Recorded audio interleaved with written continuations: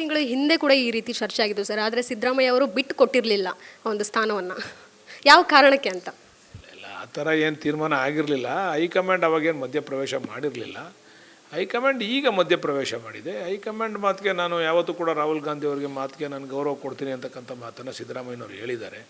ಬಹುಶಃ ರಾಹುಲ್ ಗಾಂಧಿ ಅವರು ಮತ್ತು ಅಲ್ಲಿ ಹೈಕಮಾಂಡ್ ತೀರ್ಮಾನ ಮಾಡಿದ್ರೆ ಅದಕ್ಕೆ ತೀರ್ಮಾನ ಆದರೆ ಅದಕ್ಕೆ ಗೌರವ ಕೊಡ್ತಾರೆ. ಇಲ್ಲ, ಯಾರು ಕೂಡ ಪಕ್ಷ ವಿರೋಧಿ ಚಟುವಟಿಕೆ ಮಾಡ್ತಕ್ಕಂಥದ್ದು ಅಥವಾ ಪಕ್ಷಕ್ಕೆ ಹಾನಿ ಮಾಡ್ತಕ್ಕಂಥ ಕೆಲಸ ಯಾರು ಕೂಡ ಮಾಡಲ್ಲ.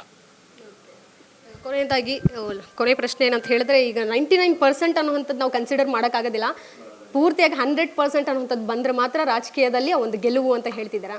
ಎಲ್ಲಿ ಮೈನಸ್ ಆಗ್ತಾ ಇದೆ 1%? ಮೈನಸ್ ಆಗ್ತಾ ಇಲ್ಲ, ಅದು ಹೈಕಮಾಂಡ್ ಘೋಷಣೆ ಮಾಡಿದಾಗಲೇ 100%. ಈಗ ನೀವು ಘೋಷಣೆ ಮಾಡೋದು ಮಾಧ್ಯಮದಲ್ಲಿ ಹೇಳ್ತಾ ಇರ್ತಕ್ಕಂಥದ್ದು 99. ಹೈಕಮಾಂಡ್ ಬಂದು ಘೋಷಣೆ ಮಾಡಿದಾಗ ಅದು 100%. ಘೋಷಣೆ ಮಾಡಿದ್ಮೇಲೆ ಅದು 100% ಆಗೋದು. ಅಲ್ಲಿ ಘೋಷಣೆ ಮಾಡಿದ್ರೆ 100% ಎಲ್ಲ ಆಯ್ತದೆ. ಅದಕ್ಕೆ 100% ಆಗಬೇಕು. ಅದು ಆಗ್ಬೇಕಾದ್ರೆ ಹೈಕಮಾಂಡ್ ಬಂದು ಬಹುಶಃ ನಾಳೆದಲ್ಲಿ ಒಂದು ತೀರ್ಮಾನ ತೆಗೆದುಕೊಳ್ತಾರೆ.